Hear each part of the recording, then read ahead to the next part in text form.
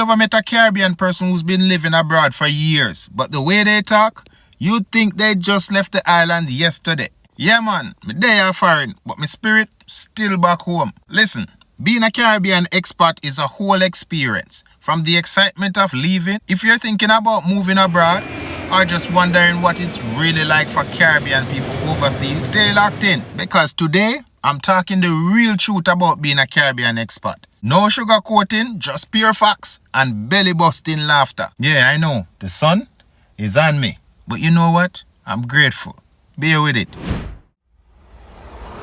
First off, let's talk about the Caribbean dream of going to foreign. Growing up, we all had that one relative who left for America, Canada, or England and came back looking fresh, new clothes, flashy shoes, and of course, they had foreign currency in their hands. Yeah, they walked through the airport like some form of celebrity. Everybody treating them like royalty, asking, "Oh, the place stay, it cool? A pure money I run up there?" And they reply with that same suspicious sounding answer every time. You don't know, I can't explain. Which means, yes, they can complain, but they just don't want to tell you. Because if they told you the real truth, nobody would ever leave the Caribbean again. See, when you're leaving home, the idea of living abroad sounds like heaven. More money, more opportunities, proper infrastructure, no more blackouts, no more water shortage, no more mosquitoes. But what they don't tell you is that foreign life is a different type of struggle. First problem, the weather. If you grew up in the Caribbean, your body is built for sunshine, sea breeze, and 30 degrees heat. Then suddenly, you land in Canada, step outside, and boom, your lungs shut down from the cold like an unpaid light bill. You ever feel minus 20 degrees Celsius weather slap you in your chest? Your whole body just malfunction. Nose start running, fingers stop working, and next thing you know, you're standing up stiff like an ice sculpture. And the worst part, when Caribbean people abroad hear it's 25 degrees back home, everybody turn into meteorologists. Boy, a heat upon the Highland Star. We can't deal with the heat no more, you know. Lies.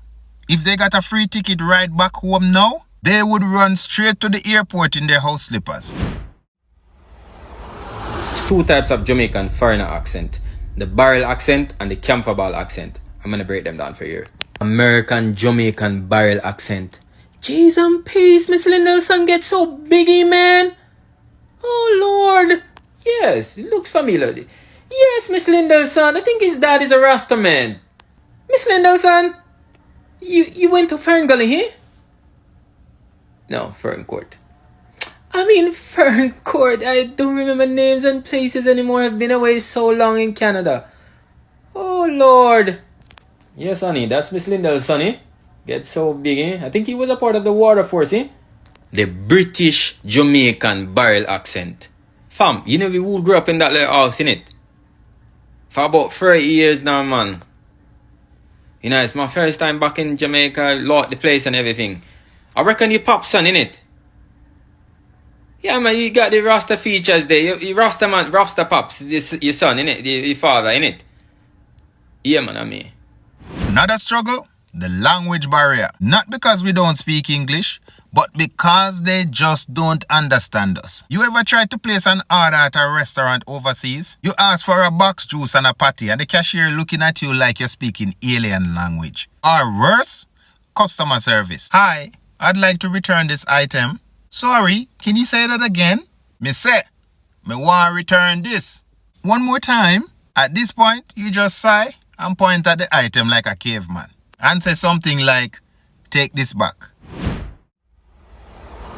Now, let's talk about food. Caribbean people abroad will do anything to get a taste of back home. Have you ever seen a Caribbean person in a foreign supermarket? We're reading ingredients like we're studying for CXC. Wait there. This a curry, nutmeg. Lord have mercy. Them don't even sell Maggi seasoning here. Then comes the biggest betrayal. Ordering Caribbean food overseas. You walk into a so-called Caribbean restaurant in a foreign country, and what they bring out looks like somebody boiled it in sadness. And don't get me started on the price. Oxtail back home, expensive, yes. Oxtail abroad, luxury item. We out here paying rent money for 3 tiny pieces of oxtail and a few grain of rice. Now, at this point, you realize, if you want real Caribbean food, you either cook it yourself or beg a family member who can really cook to cook it. One thing about foreign, it humbles you quick. Living in America and visiting America is two totally different experiences. I've been here 10 years, and one thing I've learned is that you have to keep your head by your body and you have to humble yourself. You literally have to walk and be humble as humble can be. You have to keep your head by your body, especially if you don't have any family member or little to no family member to give you the support that you need financially, emotionally, mentally. You get what me I said? The people who live here and been here for years know what me I talk about and understand what me I talk about. America is a country that can make you. It can make you real quick. But it can also break you faster than how it made you. Back home, we used to sleep in, take midday naps, and move at Caribbean time. But in foreign, you work in 2-3 jobs just to survive. Caribbean people abroad will not sleep. Look under my eyes. Work at 6 a.m, no problem. Side hustle at 8 p.m, easy. Babysitting their friends, cousins, neighbor, child for extra cash, done. And when they finally go home to visit, all they want to do is sleep. But family don't understand. You can't be sleeping all day. Foreign people always tired, eh? Get up. Go Ripah. Go enjoy the place. You see how life wicked?